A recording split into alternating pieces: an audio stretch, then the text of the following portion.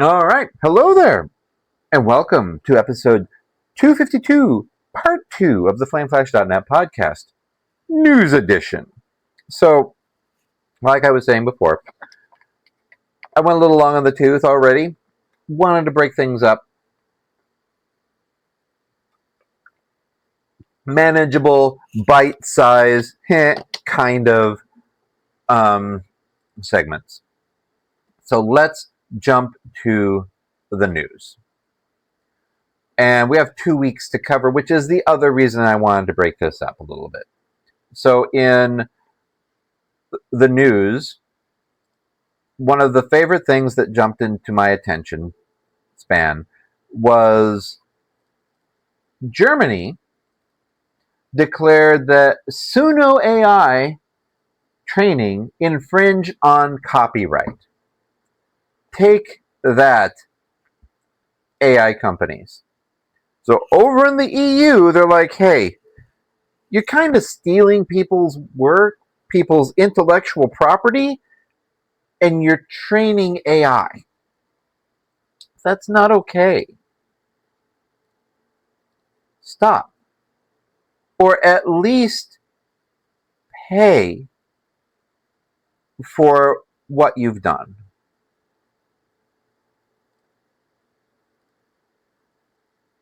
Pay the creators that are being trained with, which is one of the things I have been saying all along.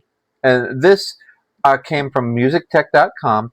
I'm going to actually try to post some of these links that I'm sourcing from, if they're slightly obscure, over on the notes on the video version of the podcast and the non video version, just so that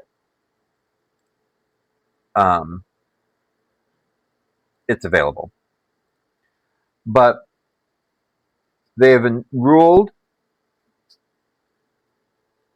that AI training in the United States does not exempt it from copyright liability in Europe, which is just brilliant.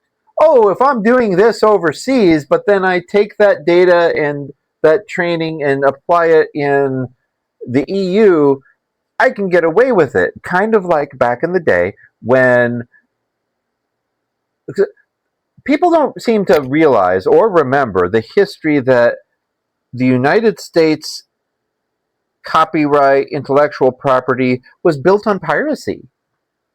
Charles Dickens did not get paid for his writing works in the United States because those copyrights only lived in the UK. That's why it was everywhere. That's why it was so popular, because it was free to consume. And then the printers are the only ones that are, making profit off of whatever supplies and whatnot that they've invested into it. So the United States has long been historically a pirate. And then we get cranky when somebody else tries to pirate our stuff, which is one reason why we don't see the same um, intellectual property revolution in Africa, for example, because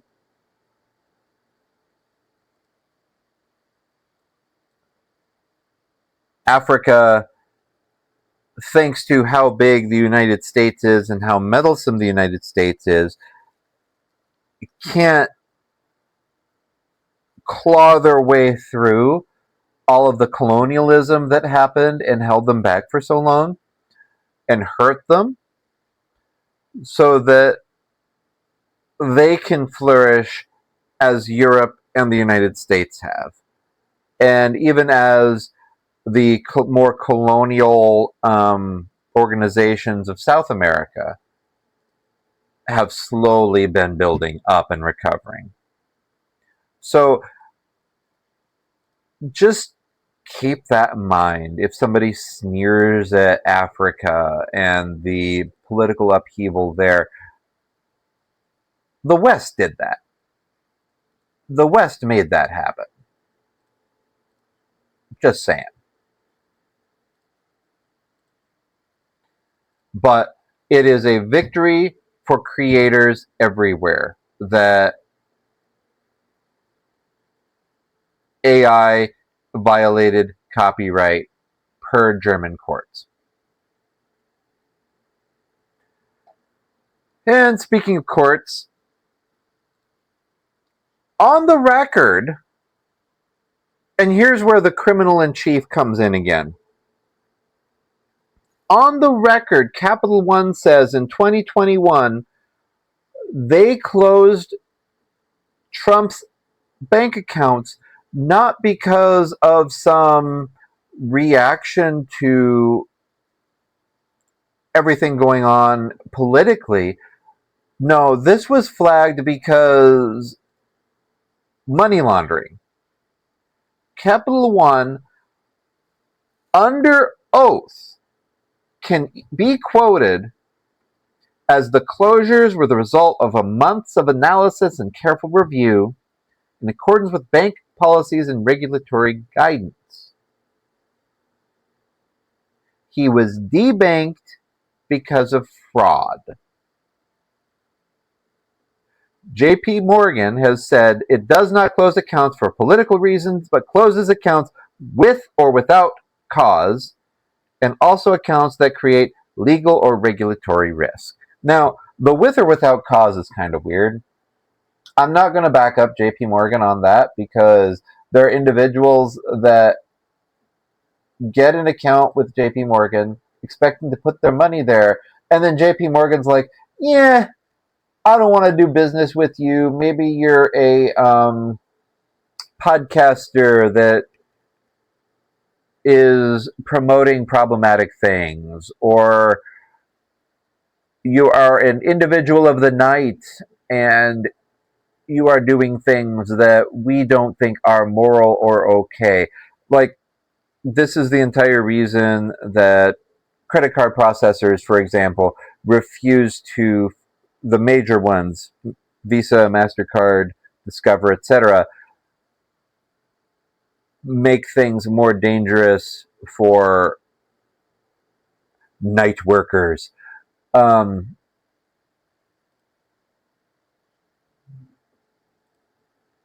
and a friend of mine speaks highly of how they should be protected, those individuals, and that industry should be protected. I don't have a horse in the race. As long as it's consensual and it's not um, predatory in any way, shape, or form, nobody's being forced into it, then it's fine, in my opinion. The problem is, are they being forced into it via circumstance? Because, like my previous rant in part one, things are being done and created to make life worse for the quote unquote ants so that they don't rise up against the rich and powerful and take what's rightfully theirs.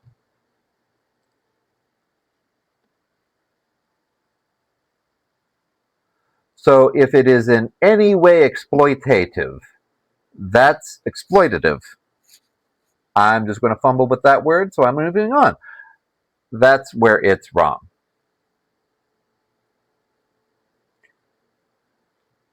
But I don't think we, looking on the outside, probably have a right to say morally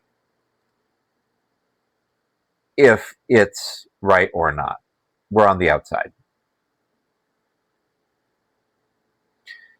What I can say is morally problematic from the outside is looking at, say, the Missouri Independent, who blocked a redistricting referendum because the Secretary of State of Missouri says that for whatever reason the people of Missouri couldn't vote for the redistricting. So here's again, going back to that OG meme on part one party says, no, we don't want to listen to the people. We know what the people wants better than the people do. One party's doing that. One party's saying that. That's a problem. That's hypocrisy. And I'm sorry, KR, but that's not partisan. It's hypocrisy. You can't be the party of freedom and then deny others freedom. You don't get to have your cake and eat it too. You just don't. So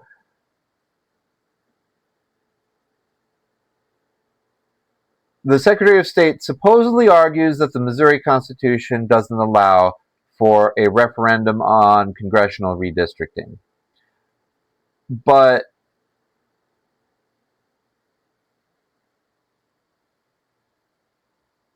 there's now a lawsuit going on.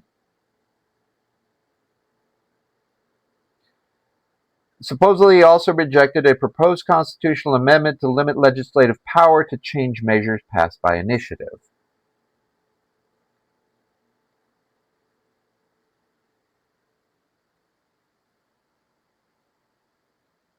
So, these guys that are in power, the redistricting has worked well enough, and here's where we go back to they're not the same, so that they can hold on to power, that they can force people to go along with Republican voters because they have no ability to get their voices to rise up. We are no longer in a representative republic. We are no longer in a democracy. We should be, but we're not. So I'm sorry again, KR. The two parties aren't the same. They are not part of the same posterior. They just aren't.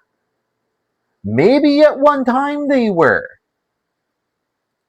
But you need to look at the present data and come to the new conclusion that they are no longer part of the same posterior. And I'm just having fun saying the word posterior at this point. Kansas voters have rejected a constitutional amendment on judicial selection by a wide margin. So, back in the day, my understanding is Kansas actually had this already, that voting would occur for judges, like in Wisconsin. Kansas had this too. And there was a vote there for rejecting a proposal to rewrite the state constitution so that Kansas Supreme Court justices could be elected again. This is a plan that was put forth by, the Republican Party to put money into politics. And it has come to a vote multiple times at this point. They voted on this during their primary vote rather than in November. And people still showed up and overwhelmingly voted no. 62%. That's a supermajority, folks. 62% said no.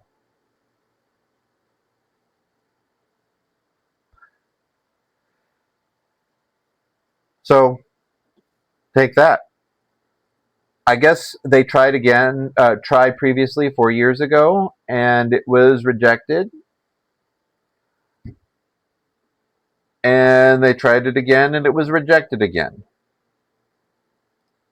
I really, really wish that when something was voted no, there was some kind of longer moratorium on it than just will wait until next election and try to beat it into the populace until they give up and allow it to happen.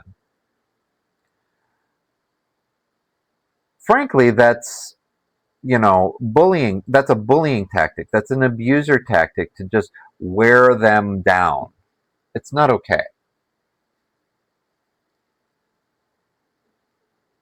It's just not okay.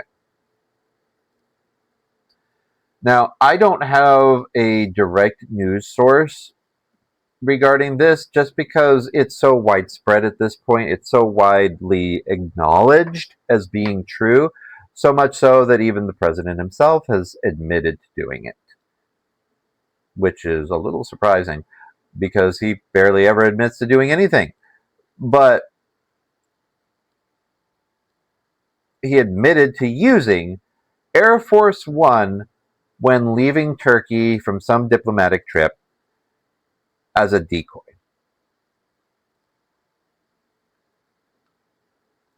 So, the President of the United States, who long says that he is the strong president, the powerful president, the I don't know whatever else president, the predator president, that one's accurate. But nah,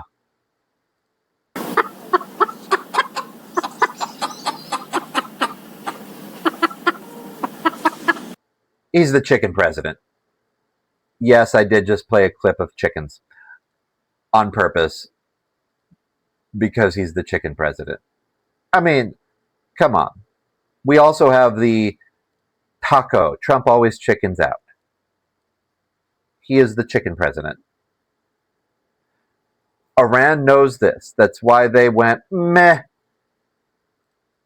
We're going to just let you stew in your own juices until the midterms, when you will have the political strength of a wet noodle. Because he already has the political strength of a wet noodle.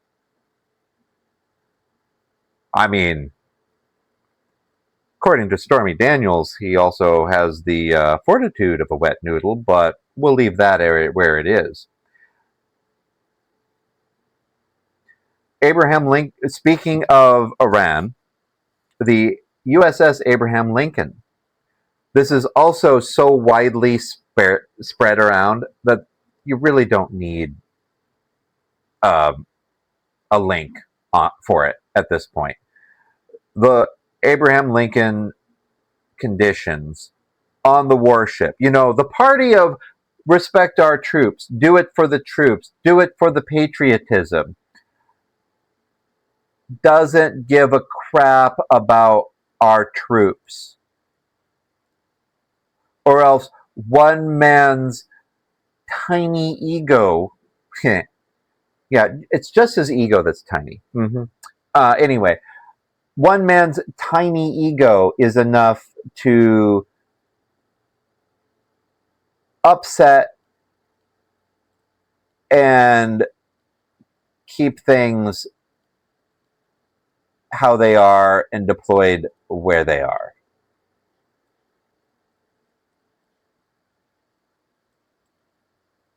Just that one man.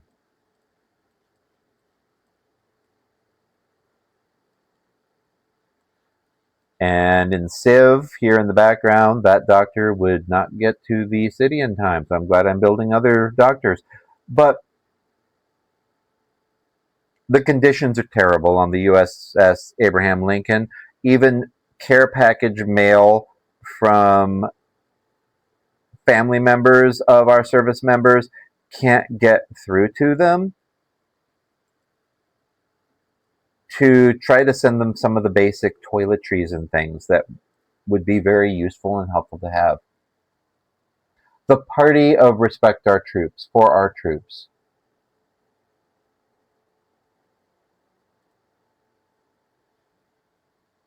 Just let that stew for a moment. Now, to close things out, to give us a distraction, I want to offer different news bits because, frankly, I know and stand with the rest of you that I'm slowly going nuts with the news. Like, locally, personally, I'm hanging on. I'm doing okay. I can definitely feel the pinch, the squeeze of this terrible economy coming for us, looming for us, but we're eking by.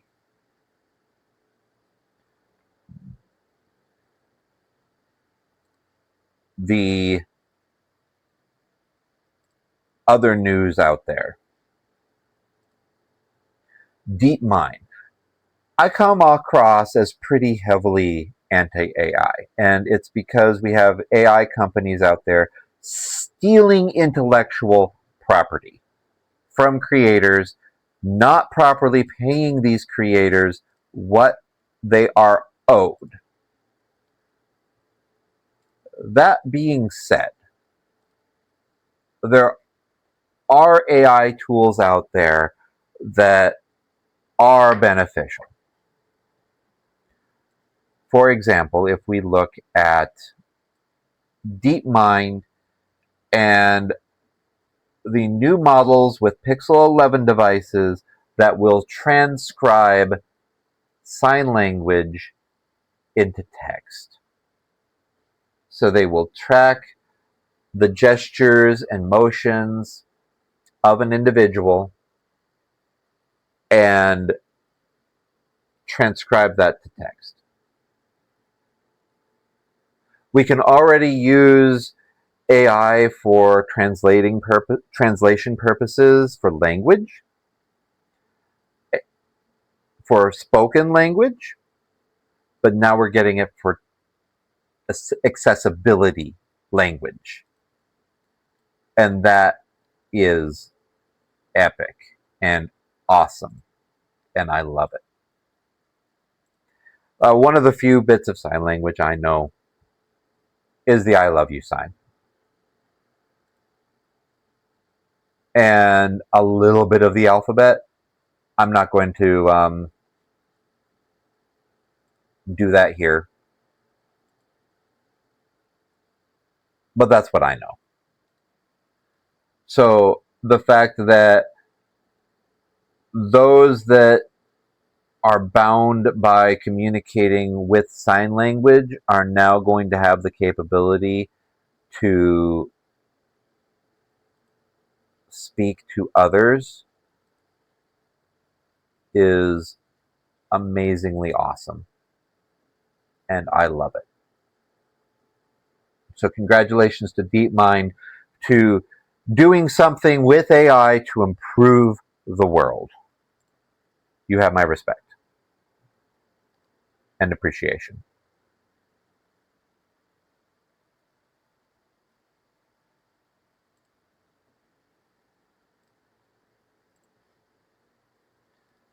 Similarly, you're now as a warning, so we'll sandwich the good news with the bad news. Hackers have found an exploit in macOS screen sharing. It's already been patched. So here is your reminder to go double check, even if you don't have a Mac, that you don't have any optional Windows updates. Just saying. It's time to go double check that, friends. Okay? Please get it double checked. It will help you in the long run.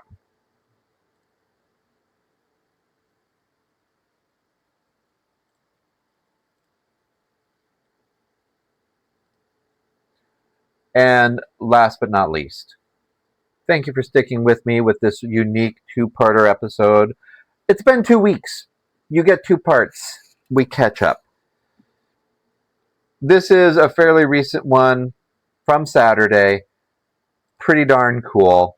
Scientists at the Large Hadron Collider were attempting to mimic the Big Bang, and for a very, very short amount of time, they performed alchemy.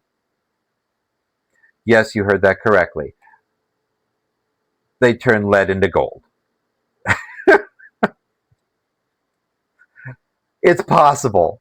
It has actually been proven to be possible. Did the atoms survive? No. The atoms did not survive.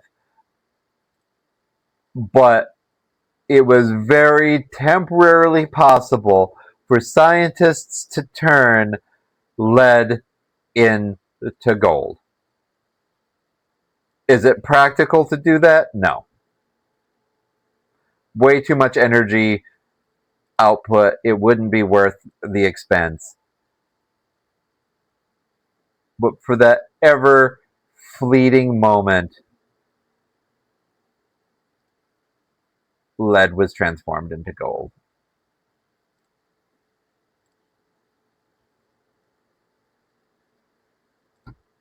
There you are. Pretty dang cool, honestly. This has been part 2 of episode 252 of the FlameFlash.net podcast. Thank you for joining me in this longer 2-week catch-up episode. Please come back, engage, write in, podcast at flameflash.net. Leave a comment on the blogs, whether it be the video version over on YouTube, whether it be the audio version over on the blog itself, whether that's the flameflash.net link or the RSS feed. I am here to listen, to engage.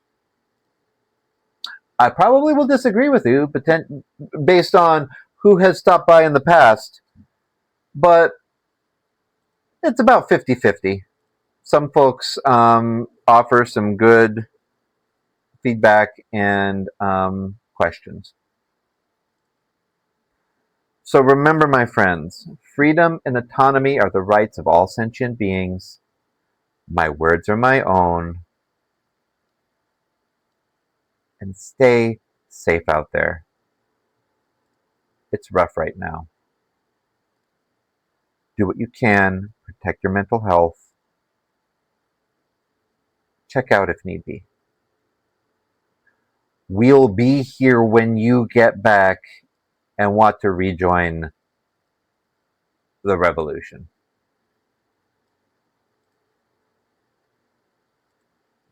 Have a good evening.